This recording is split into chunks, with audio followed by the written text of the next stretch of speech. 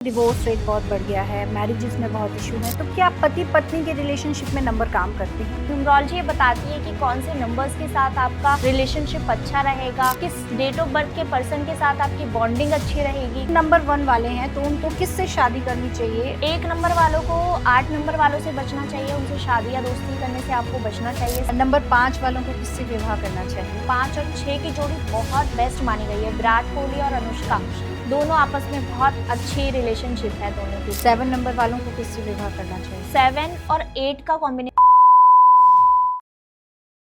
7 और 3 का कॉम्बिनेशन भी बहुत अच्छा नहीं माना गया है और 7 नंबर वालों को कहीं ना कहीं लोनलीनेस लाइफ में ज़रूर मिलती है। तो न्यूमरोलॉजी के हिसाब से नाम चेंज करना सही है? अगर आपका जो नाम है उसकी ही वाइब्रेशन सही नहीं है, उसमें ही ऐसे नंबर्स आ रहे हैं, आपके मूलांक के साथ में जो कॉम्बिनेशन बन रहा है वो एंटी कॉम्बिनेशन अगर आपके नाम का बन रहा है, तो आपकी चीज़ें जो हैं स्मूथ नहीं चल पाएंगी। आपके करियर में आप कितनी मेहनत करते रहो, आपको ग्रोथ नहीं मिल पाएगी। कौन से ऐसे मूलांक होते हैं जो बहुत धनवान लोग होते हैं? अगर किसी की डेट ऑफ बर्थ में 951 का कॉम्बिनेशन बना हुआ है तो ये बहुत अच्छी सक्सेस दिलाता है। न्यूमरोलॉजी का सबसे बड़ा भ्रम क्या है जिसको लोग सच मानते हैं? बिना कर्म किए अगर आप चाह रहे हो कि आपके पास पैसा आ जाए, लग्जरी आ जाए, तो वो पॉसिबल है।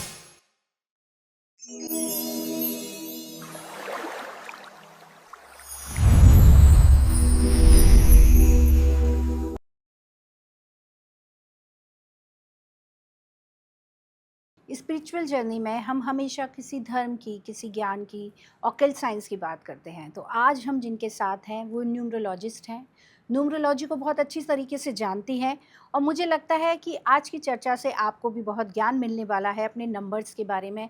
आप समझ पाएंगे कि आपकी जन्म तिथि क्या है, मूलांक क्या है, भाग्यांश क्या है, जिससे आप आगे अपने डिसीजन बेटर ले सकें। तो हम स्वागत करते हैं एस्ट्रो श्री प्रियंका जी का, जो कि एक बहुत जानी मानी न्यूमरोलॉजिस्ट हैं। राधे राधे प्रियंका जी। राधे राधे मैम, कैसी हैं आप? बढ़िया बढ़िया, आप आए उसके लिए आपका बहुत बहुत धन्यवाद। इतनी कम उम्र में न्यूमरोलॉजिस्ट बनना, नंबरों को समझना आसान होता है क्या? कह सकते हैं कि मतलब मैं ये कहना चाहती हूँ कि जो ऑकल्ट है ना, हम जैसे डॉक्टर बनना चाहते हैं, हम इंजीनियर बनना चाहते हैं, वो सारे फील्ड हम खुद चुनते हैं। जी। लेकिन ऑकल्ट एक ऐसी फील्ड है जो हमें चुनता है। वो हमें तो चुनता है। शायद वो प्रभु की इच्छा है कि ऐसा इस फील्ड में आना और इस चीज़ को सीखना। ये एक मतलब मैंने कभी ऐसा सोचा नहीं था, बचपन में ऐसा कुछ ड्रीम नहीं था मेरा कि हाँ मैं इस फील्ड में जाऊं। लेकिन अपने आप ही इंटरेस्ट आता गया चीज़ों को सीखना, उसमें फिर जिज्ञासा होने लगी, तो फिर उस साइंस को समझना, तो अपने आप ही इंटरेस्ट आया उस चीज़ में। Oh great. हम जन्म तिथि के हिसाब से करियर सही तरीके से चुन पाते हैं? बिल्कुल 100% हमारी जो डेट ऑफ बर्थ होती है, हमारे जो नंबर्स होते हैं, जितने भी नंबर्स हमारी डेट ऑफ बर्थ में, हर एक नंबर कुछ ना कुछ हमसे कह रहा है। और अगर हम अपनी फील्ड की बात करें, करियर की बात करें या हम अपने रिलेशनशिप की बात करें, सारी ही चीज़ें हमारी डेट ऑफ बर्थ में छुपी होती हैं। हमें वो जानना है, वो हमें समझना है कि हमारे लिए क्या चीज़ बनी हुई है।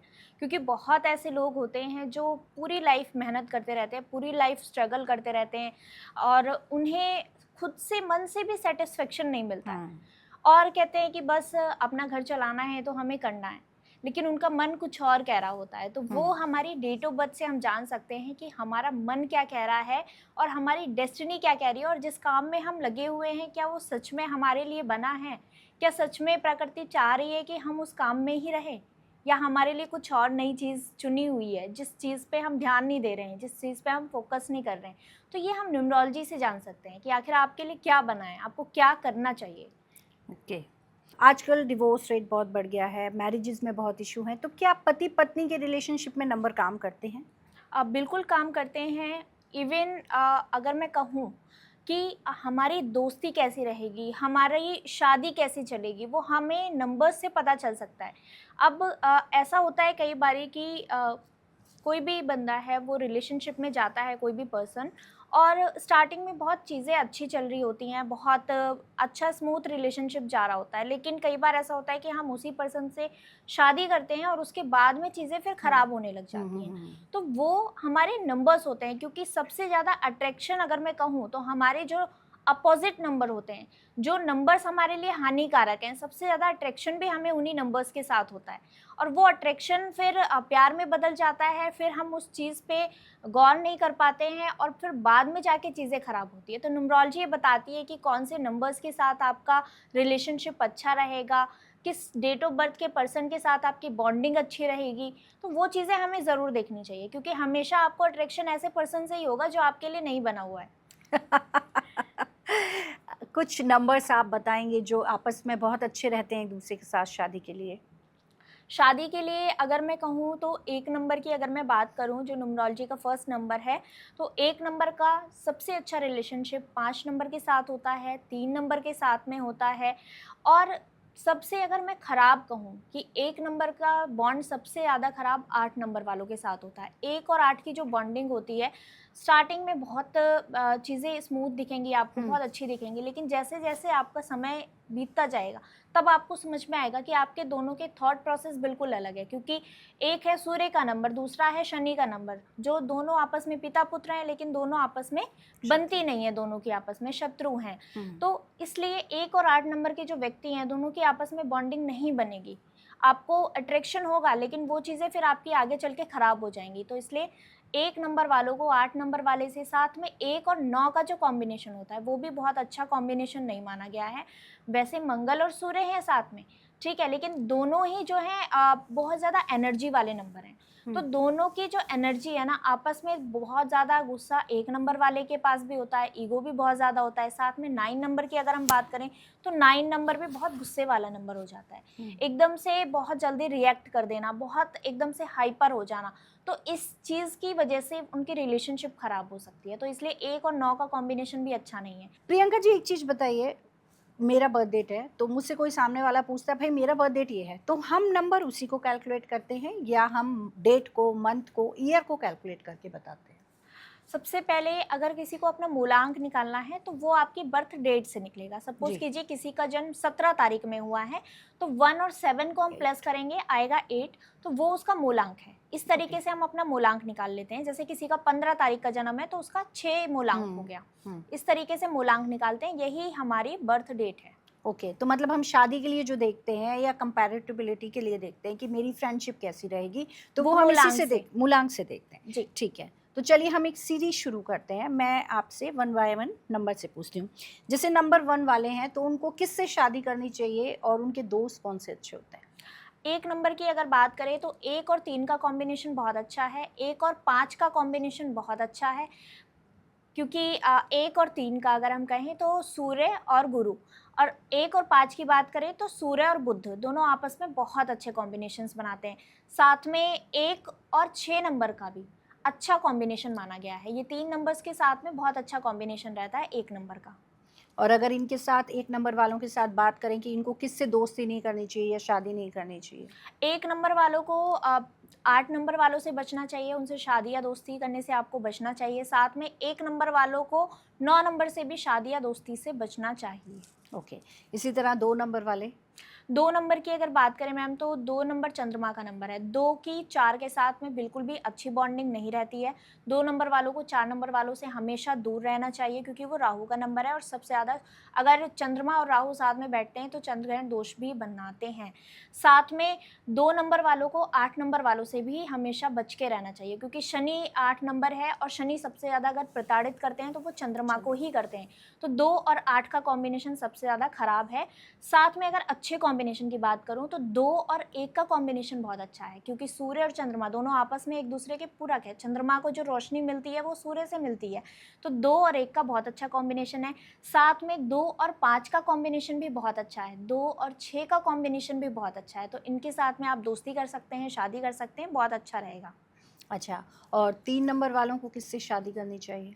3 नंबर की सबसे अच्छी बॉन्डिंग की बात करूँ तो 1 नंबर वाले के साथ में बहुत अच्छा रहता है। साथ में 5 नंबर के साथ भी 3 नंबर का कॉम्बिनेशन बहुत अच्छा है। 3 नंबर को सबसे ज़्यादा अगर बचाव की बात करूँ तो 6 नंबर वाले से बचाव करना चाहिए क्योंकि 3 और 6 आपस में एंटी है क्योंकि वो गुरु बृहस्पति हैं, देवताओं के गुरु हैं, और 6 नंबर जो हैं वो शुक्राचार्य दैत्यों के गुरु हैं, तो इसलिए 3 और 6 आपस में एंटी हैं। उसके अलावा बाकी नंबर्स के साथ में 3 नंबर वालों का न्यूट्रल रहता है। बेस्ट की अगर बात करूँ तो 3 और 5 बहुत अच्छा है और 3 और 1 बहुत अच्छा है। और 3 और 8 की अगर बात करें तो हम गुरु और शनि हो गए। गुरु और शनि का अगर हम कहें तो वो न्यूट्रल में आएगा, बहुत अच्छा एक बॉन्ड नहीं है, लेकिन कह सकते हैं कि 8 नंबर वाला जो है थोड़ा-सा 3 नंबर वाले के ऊपर हावी रहेगा। अच्छा, अगर हम 4 नंबर की बात करते हैं, किससे शादी करनी चाहिए उनको? 4 नंबर वालों का 6 नंबर के साथ में बहुत अच्छा कॉम्बिनेशन रहता है, 4 नंबर वालों का 5 नंबर के साथ में बहुत अच्छा कॉम्बिनेशन रहता है, और सबसे बेस्ट की अगर मैं बात करूँ तो 4 और 7 का बहुत अच्छा कॉम्बिनेशन है, एकदम बेस्ट रहता है, क्योंकि राहु और केतु दोनों आपस में एक दूसरे के पूरक हैं, एक धड़ है और एक धड़ के नीचे का हिस्सा है, तो दोनों एक दूसरे को पूर्ण करते हैं। तो 4 और 7 का बहुत अच्छा कॉम्बिनेशन है। सबसे ज़्यादा अगर 4 नंबर वालों को बचना चाहिए तो वो 8 नंबर से बचना चाहिए। 8 नंबर वालों से 4 नंबर वालों की बिल्कुल भी नहीं बनती है। नहीं बनती है। तो आज जो लोग सुन रहे होंगे वो थोड़े से सचेत हो जाएँगे कि हमें किससे दोस्ती करनी है। बिल्कुल। नंबर 5 वालों को किससे विवाह करना चाहिए? 5 नंबर जो है बुध का नंबर है, सभी नंबर्स के साथ में न्यूट्रल रहता है, और सबसे बेस्ट की अगर मैं बात करूँ तो 5 का 1 के साथ में बहुत अच्छा कॉम्बिनेशन है, 5 का 3 के साथ में बहुत अच्छा कॉम्बिनेशन है, 5 और 6 की जोड़ी बहुत बेस्ट मानी गई है। विराट कोहली और अनुष्का अनुष्का। दोनों आपस में बहुत अच्छी रिलेशनशिप है दोनों की। तो 5 और 6 का कॉम्बिनेशन बहुत अच्छा कॉम्बिनेशन माना गया है। और साथ में 5 नंबर वालों को बचना किस नंबर से चाहिए, क्योंकि 4 नंबर राहु का नंबर है, राजकुमार है, तो बच्चा है एक, ठीक है? तो अगर किसी भी ऐसे क्रूर ग्रह के साथ में बैठेगा तो थोड़ी-सी दिक्कतें आ जाती हैं, तो इसलिए 5 वालों को 4 और 8 से थोड़ा-सा बच के रहना चाहिए, बाकी नंबर्स के साथ में अच्छा रहता है 5 बाकी नंबर वालों का। जी। 6 वालों को कैसे दोस्त बनाने चाहिए? 6 नंबर का सबसे बेस्ट अगर मैं कहूँ तो 6 एंड 5 का कॉम्बिनेशन बहुत अच्छा है। 6 एंड 2 का कॉम्बिनेशन भी बहुत अच्छा है। दोनों जो हैं ग्रह, एक चंद्रमा है और एक शुक्र है, तो दोनों का आपस में बहुत अच्छा कॉम्बिनेशन रहता है। साथ में अगर मैं दूरी बनाने की बात करूँ तो 6 नंबर वालों को 3 नंबर वालों से और 9 नंबर वालों से थोड़ा-सा डिस्टेंस मेंटेन करना चाहिए, क्योंकि ये दोनों ग्रह ऐसे हैं जो आपस में 6 नंबर के साथ में कॉम्बिनेशन अच्छा नहीं बनाते हैं, जो प्रॉब्लम्स क्रिएट करते हैं। ओके। 7 नंबर वालों को किससे विवाह करना चाहिए? 7 नंबर वाले के लिए सबसे बेस्ट जो जोड़ी है वो 4 नंबर की है, क्योंकि 4-7 आपस में एक दूसरे को कंप्लीट करते हैं।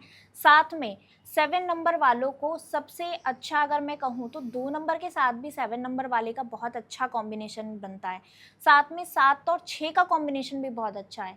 सबसे खराब अगर मैं कहूँ 7 नंबर वाले के साथ में तो 7 और 8 का कॉम्बिनेशन बिल्कुल भी अच्छा नहीं है, 7 और 9 का कॉम्बिनेशन बिल्कुल अच्छा नहीं है, 7 और 3 का कॉम्बिनेशन भी बहुत अच्छा नहीं माना गया है, और साथ में 7 नंबर वालों को थोड़ा-सा अपने रिलेशनशिप पे हमेशा ही ध्यान देके चलना चाहिए, क्योंकि अच्छा। ये एक ऐसा नंबर है कि कहते हैं ना कि इनके पास दिल है, दिल से सोचते हैं, सबके लिए अच्छा सोचते हैं, और 7 नंबर वालों को कहीं न कहीं लोनलीनेस लाइफ में ज़रूर मिलती है, तो इसलिए अपने रिलेशनशिप पे बहुत ध्यान देना चाहिए, और ऑकल्ट सबसे अच्छा इनके लिए फ़ील्ड होता है। अच्छा।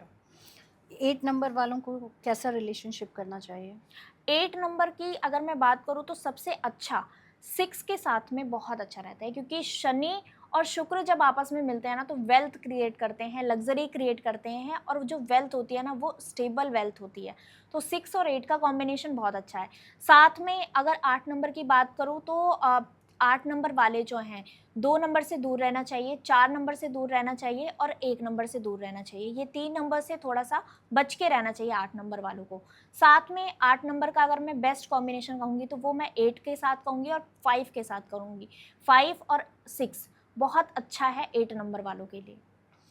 लास्ट नंबर 9 नंबर वालों को किससे शादी करनी चाहिए? 9 नंबर के लिए सबसे बेस्ट कॉम्बिनेशन है 5 नंबर। 9 नंबर के लिए 3 नंबर भी बहुत अच्छा कॉम्बिनेशन है। 9 नंबर वालों को 3 के साथ में शादी आप कर सकते हैं, और 5 के साथ में। ये 2 नंबर्स के साथ में बहुत अच्छा रहता है 9 नंबर वालों का। और सबसे ज़्यादा अवॉइडेबल अगर मैं कहूँ तो 9 नंबर वालों को 8 नंबर से और 1 नंबर से हमेशा अवॉइड करना चाहिए। साथ में 9 एंड 4 का भी बहुत अच्छा कॉम्बिनेशन नहीं माना गया है। तो 9 नंबर वालों को इन 3 नंबर से हमेशा बचना चाहिए, 4, 1 और 8। ओके। एक चीज़ मुझे बताएँ, ये आपने बताया अवॉइड करना चाहिए। अब मान लीजिए किसी ने शादी कर ली, किसी की दोस्ती है, फिर क्या हम उन्हें रेमेडीज़ से ख़त्म कर सकते हैं प्रॉब्लम्स को?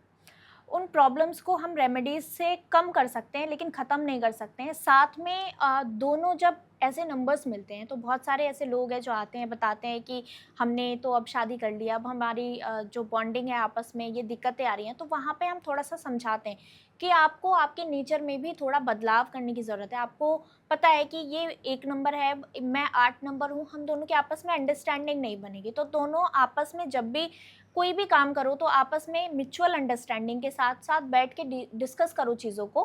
तो नंबर्स जब एंटी हो गए तो इसका मतलब ये नहीं है कि अब आप अपने रिलेशनशिप ख़त्म कर दो या अपनी शादी तोड़ दो, उसका कोई लॉजिक नहीं बनता है। आपको आपके नंबर्स को समझना है और उस नंबर्स के क्या प्लस पॉइंट है, क्या माइनस पॉइंट है, वो चीज़ें आप समझिए और अपने जो रिलेशनशिप है उस पे इम्प्लीमेंट कीजिए। आप समझिए कि भाई मेरे साथ ये चीज़ें हैं, क्योंकि मेरा ये नंबर है तो मेरा ये नेचर रहेगा।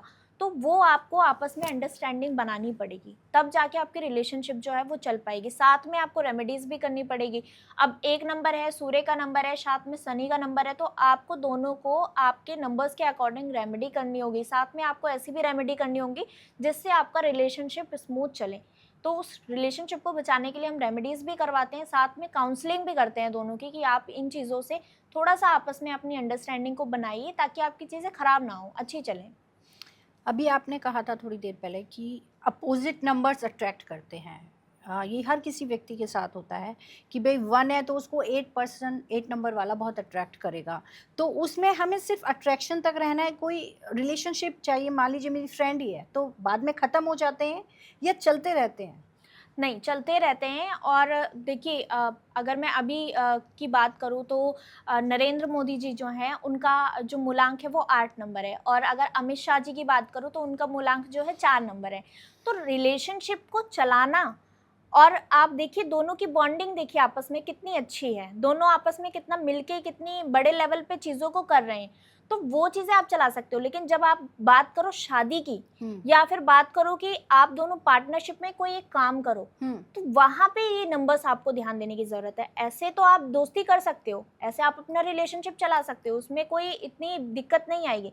लेकिन जहाँ बात आएगी आपके पैसे एक्सचेंज हो रहे हैं, जहाँ मनी। पे आपकी पार्टनरशिप आ रही है, तो वहाँ पे फिर आपकी चीज़ें खराब होंगी। अगर आप कोई काम करना चाह रहे हो दोस्त के साथ में मिलके, तो आपको वो नंबर फिर देखने की ज़रूरत है।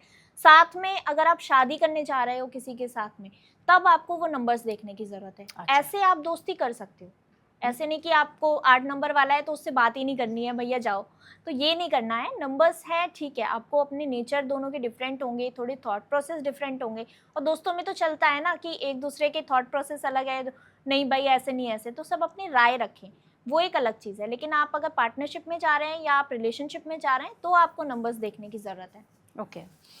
आजकल लोग शादी करते हैं तो कहते हैं कि पत्री लड़के लड़के की नहीं मिलाओ, सास और बहू की मिलाओ। जी। तो मान लीजिए लड़के की नंबरिंग बहुत अच्छी है, लड़की के साथ बहुत कोऑर्डिनेट हो रहा है, और मदर इन लॉ की ख़राब है, मान लीजिए मदर इन लॉ की और उसकी 3 एंड 7 है, तो फिर उस सिचुएशन में हमें शादी करनी चाहिए या नहीं करनी चाहिए? देखिए, अगर आप उस चीज़ को समझ जाओ, अगर आपको लगता है कि हाँ, मैं उस चीज़ को समझ सकती हूँ कि ये नंबर इनका है, तो मेरी इनके साथ इतनी अच्छी बॉन्डिंग नहीं रहेगी, और आपको अगर रिलेशनशिप चलाना है, तो आपको वहाँ पे एडजस्ट करना होगा। अगर आप एडजस्ट कर सकते हो, तो डेफ़िनेटली आप रिलेशनशिप में आगे बढ़ो। लेकिन अगर आपका नेचर खुद का ऐसा है कि आप एडजस्ट ही नहीं कर सकते हैं बिल्कुल चीज़ों को, या आप उस चीज़ की बारे में नहीं समझ सकते हैं, तो फिर आपको बचना चाहिए। फिर वहाँ पे आपकी दिक्कत आएगी। अगर आपका नेचर ऐसा है कि आप किसी भी चीज़ के साथ कॉम्प्रोमाइज़ नहीं कर सकते, आप बिल्कुल एडजस्ट नहीं कर सकते, तो वहाँ पे आपको रिलेशनशिप में बढ़ने से पहले ज़रूर सोचना चाहिए और बहुत सोच समझ के शादी करनी चाहिए। किसी की लाइफ़ आपको नहीं ख़राब करना चाहिए, और नंबर्स जो हैं, वो 100% इफ़ेक्ट करते हैं। अगर आपका 1 और 8 का कॉम्बिनेशन बन रहा है या 2 और 4 का कॉम्बिनेशन बन रहा है, सपोज़ कीजिए कि कोई बहू है, वो 2 नंबर की है, और उनकी जो सासू माँ हैं उनका नंबर 4 है या 8 है, तो थोड़ा-सा आपके ऊपर हावी रहेंगी वो, थोड़ा-सा आपको वहाँ पे मैनेज करके चलना पड़ेगा, क्योंकि कहते हैं ना कि शनि सबसे ज़्यादा परेशान चंद्रमा अच्छा, को ही मतलब करता है। सासू माँ हावी रहेंगी डॉटर इन लॉ के बिल्कुल, ऊपर। तो ये नंबर्स ज़रूर देखने चाहिए, और अगर आप थोड़ा-सा एडजस्ट करके चलोगे तो आपकी चीज़ें चल जाएँगी। लेकिन जहाँ पे आपने उनके ऊपर हावी होने की कोशिश की, तो वहाँ पे चीज़ें फिर आपकी ख़राब होंगी। तो इसलिए ज़रूर नंबर देखने चाहिए, और अगर आप एडजस्ट कर सकते हो तभी आपको रिलेशनशिप में आगे बढ़ना चाहिए, नहीं तो आपकी चीज़ें ख़राब होंगी। फिर उस चीज़ की वजह से मतलब आपकी मदर इन लॉ की वजह से आपकी जो रिलेशनशिप है उसमें दिक्कतें आएँगी। दिक्कत आएंगी। आजकल लोग वर्ड्स चेंज कर लेते हैं, एक अल्फ़ाबेट ऐड कर लेते हैं, आप नाम चेंज कर लेते हैं, तो न्यूमरोलॉजी के हिसाब से नाम चेंज करना सही है? बिल्कुल सही है। और कहते हैं ना कि राम से बड़ा राम का नाम। तो आपके नेम की जो वाइब्रेशन है, अगर वो सही जा रही है, तो आपकी जो लाइफ में चीज़ें होंगी वो अच्छी होंगी। लेकिन अगर आपका जो नाम है उसकी ही वाइब्रेशन सही नहीं है, उसमें ही ऐसे नंबर्स आ रहे हैं, आपके मूलांक के साथ में जो कॉम्बिनेशन बन रहा है वो एंटी कॉम्बिनेशन अगर आपके नाम का बन रहा है, तो आपकी चीज़ें जो हैं स्मूथ नहीं चल पाएँगी। आपके करियर में आप कितनी मेहनत करते रहो, आपको ग्रोथ नहीं मिल पाएगी, वो हाइप नहीं मिल पाएगी जो आप चाह रहे हैं। आप हुँ। 10 साल मेहनत करते रहोगे, उसी पोज़ीशन पे रहोगे और आपके सामने जो नए-नए बच्चे आ रहे हैं वो आगे बढ़ते चले जाएँगे। तो इसलिए नेम का करेक्शन बहुत ज़रूरी है। आपका जो नाम है वो आपकी पहचान है और पूरे दिन आपको आपके नाम से प्रोनाउंस किया जाता है। और आपके नेम की अगर वाइब्रेशन सही नहीं है, तो आपकी जो चीज़ें हैं, चाहे करियर की बात करें, चाहे शादी की बात करें, हर चीज़ में वो अड़चनें लेकर आएगा, हर चीज़ में स्ट्रगल लेकर आएगा। वही काम आपका जो है 1 दिन में होने वाला जो काम है उसमें 4 दिन लगेंगे। तो ये सारी चीज़ें नेम की वजह से होती हैं, इसलिए नेम के वाइब्रेशन को ज़रूर सही करवाना चाहिए। पर एक नाम के करोड़ों लोग हैं, तो करोड़ों लोग तो अपना नाम सही नहीं करा सकते, तो वो उन लोगों के लिए तो काम कर रही हैं और मेरे लिए नहीं काम कर रही हैं। बिल्कुल, क्योंकि उनका मूलांक उनके नाम के साथ में फ्रेंडली है। अच्छा। तो जिसका मूलांक और नेम का जो वाइब्रेशन है, दोनों का आपस में अगर फ्रेंडली बन रहा है, तो उनके लिए अच्छा है। वो ये नाम एक नाम के ही बहुत हज़ारों व्यक्ति हैं, किसी के लिए वो चीज़ें अच्छी जा रही हैं, किसी के लिए वो चीज़ें खराब जा रही हैं, क्योंकि डेट ऑफ बर्थ से नेम का जो कॉम्बिनेशन बन रहा है, वो पॉज़िटिव है या नेगेटिव है, वो देखने की ज़रूरत है। ओके। कौन से ऐसे मूलांक होते हैं जो बहुत धनवान लोग होते हैं? कोई पर्टिकुलर मूलांक होता है कि इस नंबर के लोग ज़्यादातर धनवान ही होते हैं? 1 नंबर की अगर मैं बात करूँ, 6 नंबर की अगर मैं बात करूँ, 5 नंबर की अगर मैं बात करूँ, तो ये नंबर्स ऐसे हैं कि भले ही ये किसी गरीब घर में पैदा हुए हों, भले ही इनके पास कोई सोर्स ऑफ इनकम स्टार्टिंग में नहीं रहा हो, लेकिन आगे चल के ये खुद के बलबूते पे अर्न करते हैं और ये अपनी जैसी भी परिस्थिति में जन्म लें, उस परिस्थिति से बहुत बेहतर परफ़ॉर्म करते हैं और काफ़ी हद तक ये अपने नाम को बना लेते हैं। तो ये नंबर्स बहुत अच्छे होते हैं, 1, 5 और 6। 1, 5 और 6। कुछ नंबर ऐसे हैं जो बहुत जल्दी सक्सेस दिलाते हैं? जी, बिल्कुल 951 का जो नंबर है, जो कॉम्बिनेशन है, अगर किसी की डेट ऑफ बर्थ में 951 का कॉम्बिनेशन बना हुआ है, तो ये बहुत अच्छी सक्सेस दिलाता है। बस आपको कहते हैं ना, ये विल पावर का नंबर है। तो आपके अंदर विल पावर है, मतलब किसी भी परिस्थिति में आप एक बार गिर के, उठ के, फिर चलना, फिर दौड़ना, वो आप जानते हैं, अगर आपके पास 951 का कॉम्बिनेशन है मतलब तो। मेरी पूरी बर्थ डिटेल में 951 951 होना चाहिए। जी, करके आ रहा है। जी, ओके, तो ये बेस्ट नंबर हो जाता है। बिल्कुल। आपको क्या लगता है एज़ अ न्यूमरोलॉजिस्ट, आप न्यूमरोलॉजिस्ट हैं, कि क्या शायद एक नंबर चेंज करने से लाइफ चेंज हो जाती है? बिल्कुल चेंज हो जाती है और ऐसे पता नहीं कितने हज़ारों एग्ज़ाम्पल्स हैं मेरे पास, हुँ, जिनकी लाइफ़ सच में चेंज हुई है। अच्छा। बहुत लोग ऐसे आए जिनकी लाइफ़ में बहुत स्ट्रगल चल रहा था, बहुत दिक्कतें फ़ेस कर रहे थे और एक नाम में खाली बदलाव किया, वहाँ से उनकी चीज़ें स्मूथ चलना शुरू हो गई। एक मोबाइल नंबर चेंज किया, वहाँ से उनके बिज़नेस में ग्रोथ होनी शुरू हो गई। एक अपने बिज़नेस नेम में चेंजेस करके उनका बिज़नेस बंद था, धीरे-धीरे, धीरे-धीरे सारी चीज़ें खराब होती जा रही थी और फिर धीरे-धीरे, धीरे-धीरे चीज़ें इम्प्रूव हुईं। तो ऐसे बहुत सारे लोग हैं जो सिर्फ एक छोटा-सा चेंज, जो बहुत बड़ा चेंज नहीं है आपकी लाइफ में, लेकिन बहुत बड़ा इफ़ेक्ट आपकी लाइफ में लेकर आ सकता है, आपके जीवन को बहुत एक टर्निंग पॉइंट बन सकता है। तो वो समझने की ज़रूरत है कि आप जा कहाँ रहे हैं, किससे कंसल्ट कर रहे हैं, वो भी चीज़ें बहुत मायने रखती हैं। अब ऐसे ही बहुत सारे लोग आते हैं, बताते हैं कि हम गए थे किसी न्यूमरोलॉजिस्ट के पास, उन्होंने हमारे नेम में चेंजेस किया और हमें तो कोई फ़ायदा नहीं हुआ, हमारी तो चीज़ें और ख़राब होने लगी। तो जब उनके नेम के वाइब्रेशंस को देखते हैं, तो समझ में आता है कि भाई उन्होंने 8 नंबर पर उनके नेम की वाइब्रेशन को कर दिया या उनके नेम के वाइब्रेशन को 4 नंबर पे कर दिया या 6 नंबर पे कर दिया, जो नंबर ऑलरेडी बहुत लोग क्या है कि आजकल न्यूमरोलॉजी में 6 नंबर पे फ़ोकस हुँ, करते हैं। बहुत लोग आपकी कहते हैं ना कि ये वीनस का नंबर है, लग्ज़री का नंबर है, लेकिन हर किसी को नहीं चाहिए भई वीनस और लग्ज़री का नंबर। ऑलरेडी अगर किसी के पास 6 नंबर एक बार आ रहा है, तो आप उसके नेम को बार-बार उस नंबर पे क्यों लेकर जा रहे हैं? आपके पास कौन-सा नंबर मिसिंग है और बहुत इम्पोर्टेंट नंबर है, जैसे 5 नंबर है, अगर किसी का मिसिंग है, तो उसके लिए तो वही नंबर बहुत ज़रूरी है। अगर किसी के पास 6 नंबर मिसिंग है, तो उसके लिए 6 नंबर बहुत ज़रूरी है। तो ये भी समझने की ज़रूरत है, मिसिंग नंबर भी आपकी लाइफ में आने बहुत ज़रूरी है, क्योंकि ये क्या है, नंबर्स थोड़ी है, ये तो 9 के 9 प्लैनेट्स हैं। और अगर आपके पास कोई एक प्लैनेट की पावर नहीं है तो उस पावर को आपको लाइफ में लेकर आना होगा, क्योंकि हर एक ग्रह का अलग महत्व है, तो वो हमें समझने की ज़रूरत है। तो इस तरीके से आप एक छोटे से चेंजेस से आप अपनी लाइफ में बहुत मेजर बदलाव दे सकते हैं। एक चीज़ बताएं, रिपीटेशन ऑफ नंबर्स, जैसे 22 डबल नंबर आ रहा है या ट्रिपल नंबर आ रहा है आपके मोबाइल में, तो वो अच्छे होते हैं या ख़राब होते हैं? अगर ये 2 बार आ रहे हैं नंबर्स तो ठीक है, बट अगर ये 3 बार रिपीट हो रहे हैं तो ये नेगेटिव होता है। और अगर ये 4 बार हो रहे हैं, 4 बार ही एक नंबर आ रहा है तो ये पॉजिटिव है। फिर अगर वो 5 बार हो जाता है तो वो नेगेटिव है। ओके, तो हम मोबाइल नंबर को कैसे कैलकुलेट करते हैं? 10 नंबर होते हैं, उन सबको ऐड करके अपनी बर्थ ऑफ डेट से देखते हैं।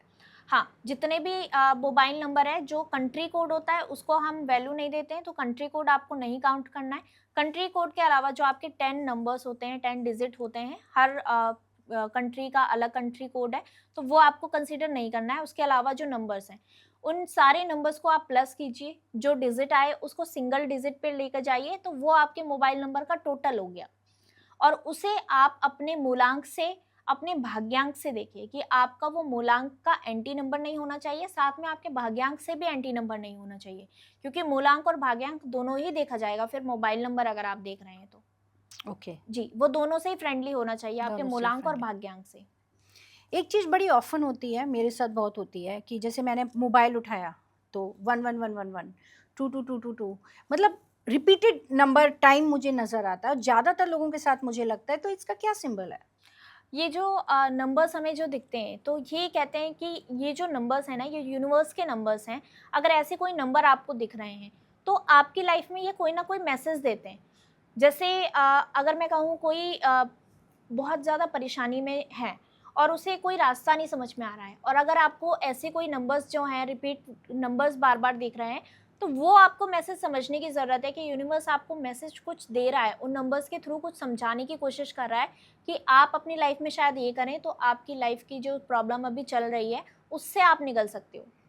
तो वो हमें कैसे समझ आएंगे? मान लीजिए मुझे यूजुअली दिख जाता है 14, मतलब 44 बहुत दिख गया, या 22 बहुत सारा दिख गया, टाइम देखा तो वो कॉम्बिनेशन उस तरीके के साथ बन के आ रहा है, 2:22 हो गए, 3:33 हो गए, तो वो हम कैसे कैलकुलेट करते हैं? वो कैलकुलेशन नहीं होती है, वो आपको भाषा है एक जो समझने की ज़रूरत है। शायद उसके लिए आपको किसी ऑकल्ट से जुड़े हुए जो व्यक्ति हैं उनसे आपको ज़रूर बताना चाहिए, शेयर करना चाहिए कि हाँ, मुझे ऐसे नंबर्स दिखे हैं, इसका क्या मतलब है, मैं अभी ऐसी प्रॉब्लम से हूँ। तो आप जिस समस्या से जूझ रहे हो उस समय अगर जैसे आपने कहा कि 2 नंबर बहुत ज़्यादा दिख रहा है, तो अगर आप किसी भी प्रॉब्लम में हैं, आपको 2 नंबर दिख रहा है तो इट मीन्स कि वो चंद्रमा का नंबर है। अब चंद्रमा क्या है? वो चंचलता का कारक है, साथ में आपके मन का भी कारक है। तो आपको वहाँ पे समझने की ज़रूरत है कि आपका मन अगर किसी चीज़ के लिए कह रहा है, तो वो आपको सुननी चाहिए। मतलब वो नंबर बता रहा है कि आपको आपके मन की बात सुनने की ज़रूरत है। आपका मन शायद उस चीज़ में नहीं लग रहा है, तो आप अपने मन की थोड़ा-सा सुनिए, हो सकता है कि आपकी जो लाइफ़ की चीज़ें हैं, वो सुधर जाएँ। साथ में चंद्रमा क्या है? बदलाव का भी कारक है। तो अगर आप किसी ऐसी सिचुएशन में हैं जहाँ पे आप कंफ्यूज हैं कि मुझे ये करना चाहिए बदलाव अपनी लाइफ में, ये जॉब चेंज करनी चाहिए या नहीं करनी चाहिए, तो वहाँ पे वो आपको मैसेज देने की कोशिश कर रहा है कि आप ये बदलाव करिए, आपकी लाइफ बदलने वाली है। तो इस ओके, तरीके से उन नंबर्स को समझने की ज़रूरत है। ओके। न्यूमरोलॉजी का सबसे बड़ा भ्रम क्या है जिसको लोग सच मान लेते हैं? न्यूमरोलॉजी का सबसे बड़ा भ्रम अगर मैं कहूँ तो आजकल जैसे लोग कहते हैं कि आप अपने हाथ पे ये नंबर्स लिख लो, आपके पास पैसा आने लगेगा, या आप किसी तेज पत्ते पे एक नंबर लिख लो, आपको 5 लाख रुपए चाहिए, आप उस पे 5 लाख लिख दो और सुबह तक आपके पास पैसा आ जाएगा, या 1 हफ्ते में आपके पास वो पैसे का जुगाड़ हो जाएगा। तो ये सबसे बड़ा भ्रम है न्यूमरोलॉजी में। लोगों को समझने की ज़रूरत है कि ऑकल्ट भी एक ऐसा फील्ड है जहाँ पे आपके कर्मों की बात होती है। हम्म, बिना कर्म किए अगर आप चाह रहे हो कि आपके पास पैसा आ जाए, लग्ज़री आ जाए, तो वो पॉसिबल नहीं है। आपके नंबर्स भी बहुत ज़रूरी हैं, लेकिन साथ में आपके कर्म भी बहुत ज़रूरी हैं। जब तक, और कर्म क्या हैं?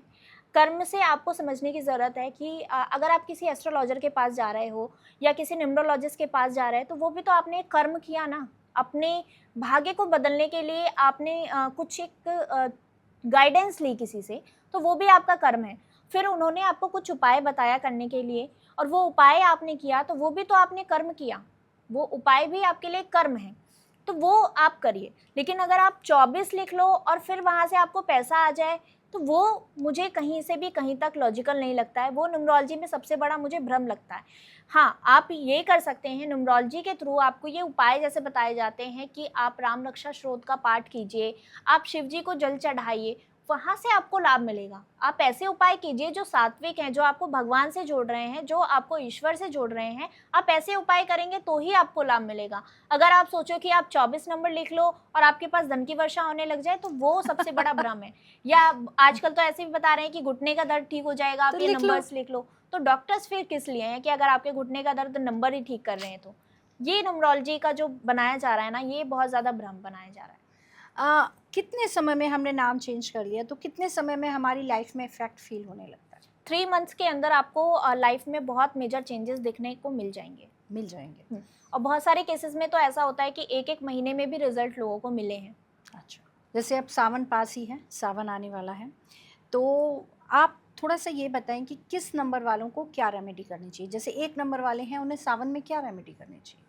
1 नंबर की अगर मैं बात करूँ तो सूर्य का नंबर है, और सूर्य का नंबर है तो आपको शिव जी की अगर आराधना करनी है तो आपको शिव जी का अभिषेक करना है शहद से। ओके। 1 नंबर वाले व्यक्ति अपने घर से एक शहद की डिब्बी लेकर जाइए और शिव जी का बहुत अच्छे से लेप करके अभिषेक कीजिए शहद से। उसके बाद में उनके ऊपर 1 लोटा जल अर्पित कीजिए, तो आपकी चीज़ें जो हैं बहुत स्मूथ हो जाएंगी। साथ में अगर आपके करियर में कोई स्ट्रगल चल रहा है, कोई प्रॉब्लम आप फेस कर रहे हैं, किसी चीज़ में अटके हुए हैं, चाहे वो जॉब से रिलेटेड हो, चाहे वो बिज़नेस से रिलेटेड हो, चाहे वो शादी से संबंधित कोई परेशानी हो आपकी जो चलती आ रही है, तो उससे आपको अगर पूरे सावन के पहले दिन से आप ये उपाय शुरू कीजिए और पूरे सावन में आपको ये उपाय करना है। 30 जुलाई से लेके 28 अगस्त तक सावन चलेगा। आप डेली ये उपाय करके देखिए, आपकी जितनी भी समस्याएं चल रही हैं उनसे आपको ज़रूर छुटकारा मिलेगा, ज़रूर आपको निजात मिलेगी। मतलब ये जो उपाय हमें करने हैं पूरे महीने करने हैं? जी, रोज पूरे शिव सावन मंदिर, करना पूरे है। जी। सावन करने हैं।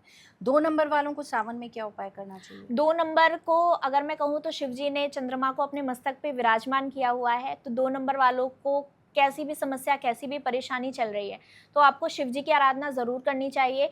आपको आपके घर से बेलपत्र लेकर जाना चाहिए और बेलपत्र पे आपको राम लिखना है, क्योंकि शिव जी राम जी की आराधना करते हैं और वो राम जी के नाम से बहुत प्रसन्न होते हैं।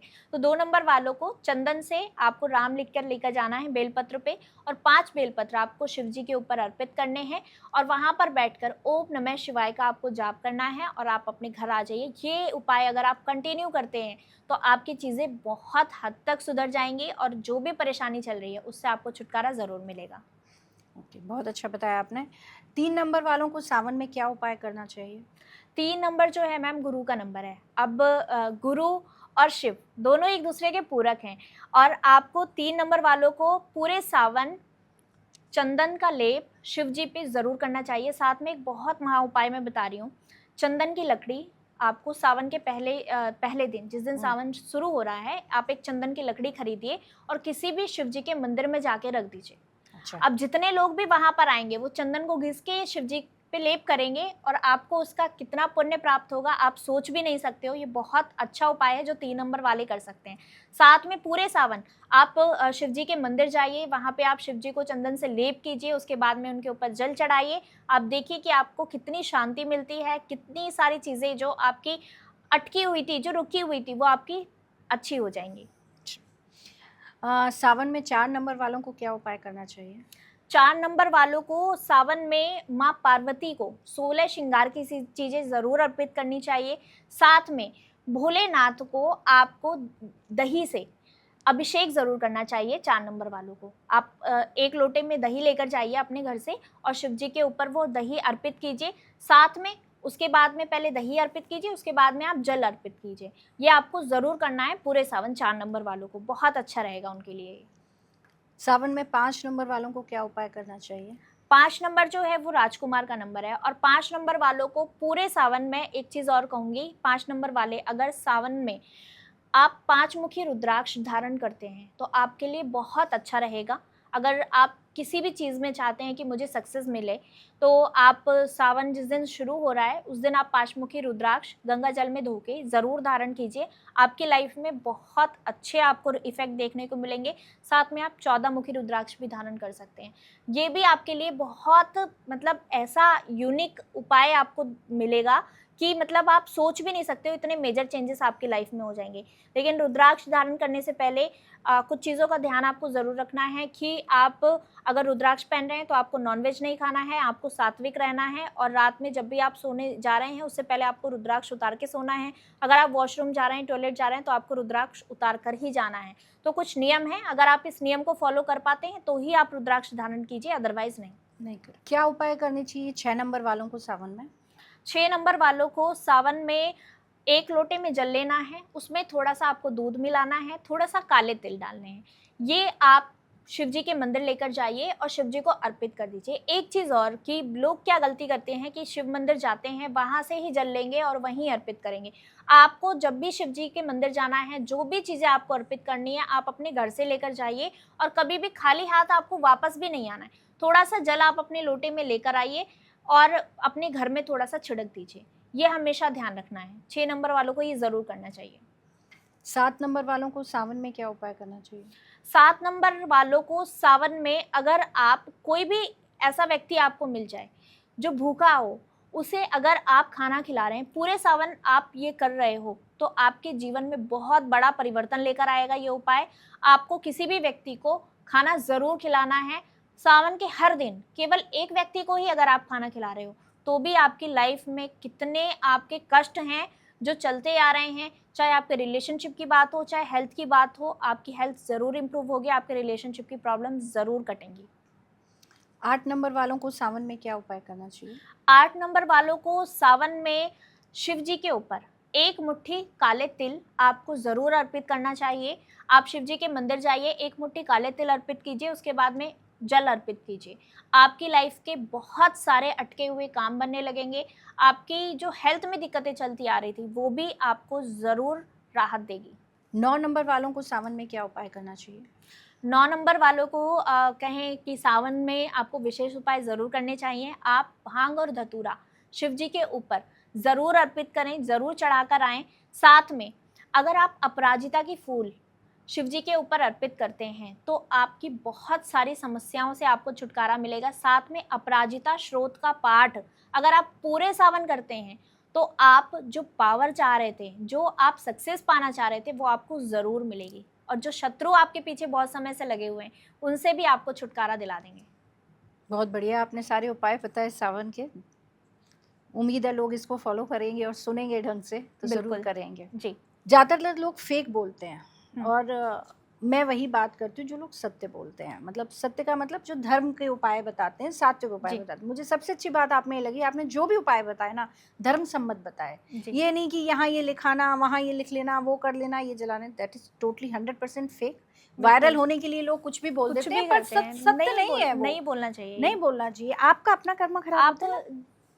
ऐसी एक फील्ड से जुड़े हो हाँ, जो लोगों को ना गाइड कर रही है, जो लोगों को रास्ता दिखा रही है, और अगर आप खुद उस चीज़ को फॉलो नहीं कर रहे हो, आप वायरल होने के चक्कर में ये काम कर रहे हो, तो आप सोचो कि आपका क्या होना है, क्योंकि फिर आपकी जिम्मेदारी बहुत बड़ी बन जाती है जब आप ऐसी फील्ड में आ गए हो। जितना भी हम बात कर लें, जो सार है वो यही है न्यूमरोलॉजी का। जी। चलो मैं 1-2 सवाल आपसे करती हूँ। मैं एस्ट्रोलॉजर हूँ, तो आपको क्या लगता है एस्ट्रोलॉजी और न्यूमरोलॉजी एक दूसरे को पूरक करती है? बिल्कुल करती हैं। जैसे एस्ट्रोलॉजी का जो चार्ट होता है, जो 12 घर होते हैं, हर घर में नंबर्स लिखे होते हैं। तो बिना नंबर्स के अगर हम कहें कि कैलकुलेशन हो सकती है, तो वो बिल्कुल कहें कि खंडन करना है बात का। तो न्यूमरोलॉजी और एस्ट्रोलॉजी दोनों ही एक ऐसे माध्यम हैं जो कहें कि अगर किसी व्यक्ति को कहीं जाना है, तो वो क्या करेंगे, या तो पूछ के आप जा सकते हैं, या फिर आप गूगल मैप से आप जा सकते हैं। तो न्यूमरोलॉजी और एस्ट्रोलॉजी से पहुंचोगे आप वहीं पे, डेस्टिनेशन आपकी वही रहेगी, बस दोनों अलग अलग एक दिशा दिखाने की जो कहें कि गाइडेंस देने की जो अलग अलग विधि है वो है, बाकी आप पहुंचोगे वहीं पे। और एस्ट्रोलॉजी में भी बिना नंबर्स के कैलकुलेशन अधूरी है, और ये पूरे ब्रह्मांड की अगर मैं कहूँ तो भाषा ही अंक है। तो अंकों की भाषा जो है वो ऑकल्ट के संबंधित है। चाहे हम टैरो कार्ड की बात करें उसमें भी नंबर्स लिखे नंबर्स होते होते हैं, हैं। एस्ट्रोलॉजी की बात करें तो उसमें भी जितने घर हैं उसमें नंबर्स लिखे होते हैं। हर राशि को एक नंबर दिया गया है कि ये पहली राशि है, ये दूसरी राशि है। तो बिना नंबर्स के हम कैलकुलेशन नहीं कर सकते। तो इसलिए कहते हैं कि एक दूसरे के पूरक ही हैं। आप एक चीज़ बताएं कि हमारी लाइफ में मूलांक ज़्यादा काम आता है या भाग्यांक ज़्यादा काम आता है? मूलांक की अगर मैं बात करूँ तो जो लाइफ का स्टार्टिंग फेज है, यानी स्टार्टिंग यानी 30 इयर्स तक हमारा जो मूलांक है वो काम करता है। और 30 इयर्स के बाद में अगर मैं कहूँ तो वहाँ पे फिर आपका भाग्यांक काम करता है। जैसे बहुत सारे लोग हैं ना कि 30 साल की उम्र के बाद ही उनको तरक्की मिलती है, बहुत मेहनत करते रहते हैं, स्ट्रगल करते रहते हैं। तो वो आपके मूलांक और भाग्यांक पे निर्भर करता है। आपके स्टार्टिंग फेज जो है वो आपका मूलांक निर्धारित करेगा, और जो आपके लाइफ का लास्ट फेज है 30 इयर्स के बाद का जो फेज है वो आपके भाग्यांक से आपको रिजल्ट मिलते हैं। अगर एग्जाम्पल के तौर पे ही मैं कहूँ, नरेंद्र मोदी जी की बात करूँ तो उनका जो मूलांक है वो 8 नंबर है और उनका जो भाग्यांक है वो 5 नंबर है। तो स्टार्टिंग फेज जो उनका रहा बहुत स्ट्रगल वाला, यानी शनि का समय चल रहा था 30 साल तक। शनि ने रिजल्ट दिए, बहुत मेहनत कराई, बहुत स्ट्रगल कराया, हर चीज़ से दूर लेकर गया। उसके बाद में फिर भाग्यांक ने काम करना शुरू किया, 5 नंबर ने फिर रिजल्ट देने शुरू किए, फिर उनको लाइफ में पीछे मुड़ के नहीं देखना पड़ा।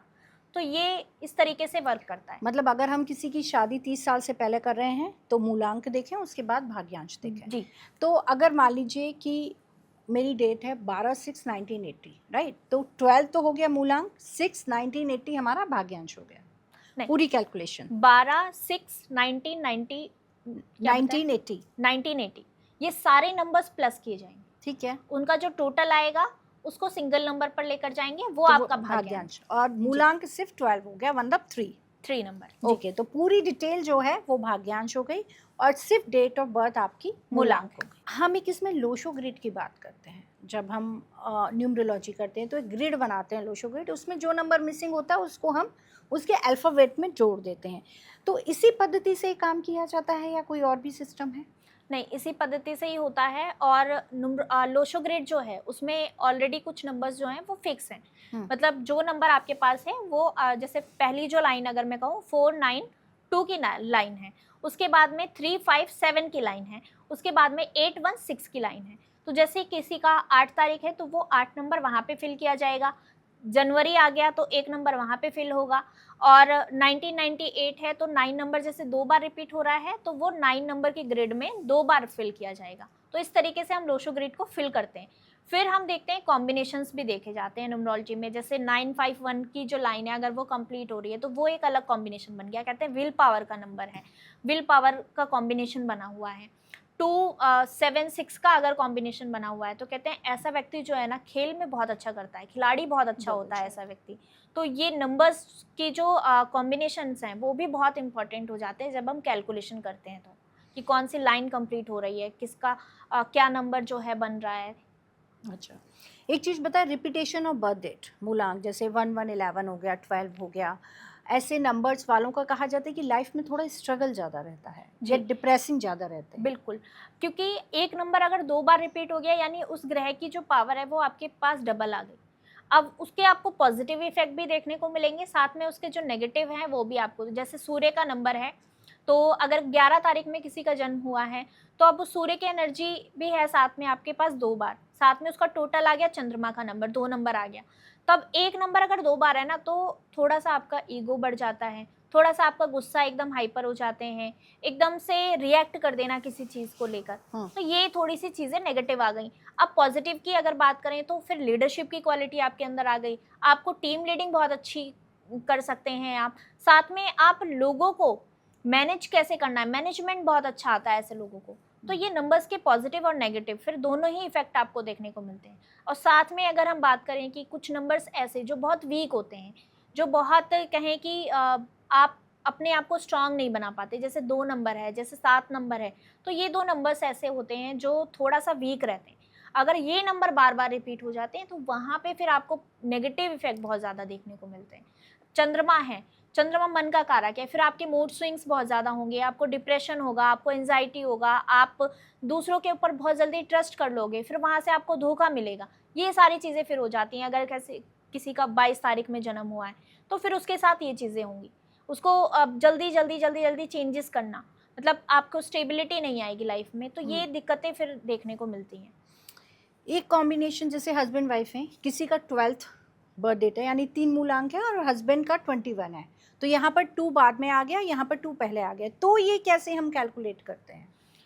कहते हैं कि अगर किसी का 2 नंबर पहले आ गया, यानी चंद्रमा की पावर आपके पास है, तो 2 नंबर का इफ़ेक्ट ये रहता है ना कि वो व्यक्ति जो है, वो थोड़ा-सा इमोशनल होगा, थोड़ा-सा आप अगर कहें तो स्टार्टिंग फेज़ जो रहेगा उसकी लाइफ़ का, वो ऐसा जाएगा।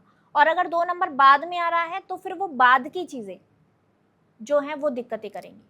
तो स्टार्टिंग में चंद्रमा उसका आ रहा है, तो स्टार्टिंग फेज़ जो है लाइफ़ का ऐसा है। अगर बाद में आ रहा है, तो वो बाद की चीज़ों को फिर इफ़ेक्ट करेगा। मतलब जो नंबर पहले आ रहा है वो पहले इफेक्ट देगा, पहले जो इफ़ेक्ट बाद में करेगा, आ रहा है वो बाद में इफ़ेक्ट करेगा। ओके। जी। कुछ रोमांटिक नंबर्स होते हैं जिनको हम रोमांटिक नंबर कहते हैं, वो कौन कौन से होते हैं? 4 नंबर की अगर मैं बात करूँ तो 4 नंबर बहुत रोमांटिक नंबर होता है। साथ में 6 नंबर की बात करूँ तो 6 नंबर भी बहुत रोमांटिक नंबर है। साथ में 2 नंबर जो चंद्रमा का नंबर है वो भी बहुत रोमांटिक नंबर होता है। तो ये 3 नंबर जो हैं काफ़ी रोमांटिक कहे गए हैं। और शुक्र की अगर 6 नंबर की बात करें तो हम? हाँ, 6 नंबर भी जो है वो लग्ज़री का, रोमांस का, इन सब चीज़ों का ही नंबर है। तो ये नंबर भी बहुत रोमांटिक होता है। अगर हम धोखेबाज नंबरों की बात करते हैं कि भई इन लोगों पे ट्रस्ट नहीं करना इन नंबरों पर, तो वो कौन से होते हैं? अगर मैं कहूँ कि 4 नंबर, 8 नंबर और साथ में अगर कहूँ तो 6 नंबर, थोड़ा-सा होता है कि हाँ मतलब अपने बारे में थोड़ा ज़्यादा सोचते हैं। सेल्फ सेंटर्ड ज़्यादा होते जी। हैं। ओके। बहुत से मैंने मेल ऐसे देखे हैं जिनमें ना फेमिनाइन इनपुट होता है, वो ऐसे कौन से नंबर होते हैं जो फीमेल हैं तो वो मेल फीचर्स ज़्यादा होते हैं और मेल है तो उनमें फीमेल फीचर्स ज़्यादा होते हैं? एक नंबर अगर किसी फीमेल की डेट ऑफ बर्थ में बहुत ज़्यादा आ रहा है, तो वो फिर बॉस लेडी है। मतलब ओके। फिर वो जो उसके अंदर एनर्जी है ना, वो फिर मेल वाली एनर्जी ज़्यादा रहती है। उनको फिर मतलब ऐसे शर्माना, बलखाना, फिर ये चीज़ें नहीं होती हैं उनके साथ। और अगर कोई मेल है, उनकी डेट ऑफ बर्थ में 2 नंबर बहुत ज़्यादा रिपीट हो रहा है, तो फिर उनके अंदर जो है फेमिनाइन एनर्जीज़ आ जाती हैं। फिर वो थोड़ा चंचल, थोड़ा-सा मतलब अपने आप को बहुत अच्छे से गेटअप करके रखना, साथ में उनकी ना जो बॉन्डिंग बनती है, वो फीमेल्स के साथ फीमेल्स बहुत अच्छी गॉसिप्स बनती में है। मज़ा आता है। गॉसिप्स में ज़्यादा मज़ा आता है। तो ये 2 नंबर का कमाल होता है। Very good. आज का पॉडकास्ट हमने प्रियंका जी के साथ किया, न्यूमरोलॉजी की इतनी बातें की, इतना डिस्कशन हुआ, नए-नए टॉपिक्स पर डिस्कशन हुआ। मुझे लगता है आपको ज़रूर पसंद आया होगा और आप भी इस पॉडकास्ट से बहुत कुछ सीख पाए होंगे। तो यहाँ आने के लिए प्रियंका जी बहुत-बहुत धन्यवाद। आपको भी बहुत-बहुत धन्यवाद। इस चैनल को लाइक और सब्सक्राइब ज़रूर करिएगा। आज का पॉडकास्ट न्यूमरोलॉजी पे था, जो कि फर्स्ट टाइम हमने किया था इस सब्जेक्ट को लेकर, क्योंकि लोगों की बहुत क्वेरी थी, इसीलिए ये टॉपिक हमने उठाया। आपको जो इससे रिलेटेड सवाल हों, आप हमसे ज़रूर पूछिएगा। हमें बताइएगा कि ये पॉडकास्ट कैसा लगा, आपने क्या ज्ञान आज अर्जन किया। अपने आप को खुश रखें और स्वस्थ रहें। हम आगे फिर मिलेंगे। राधे राधे।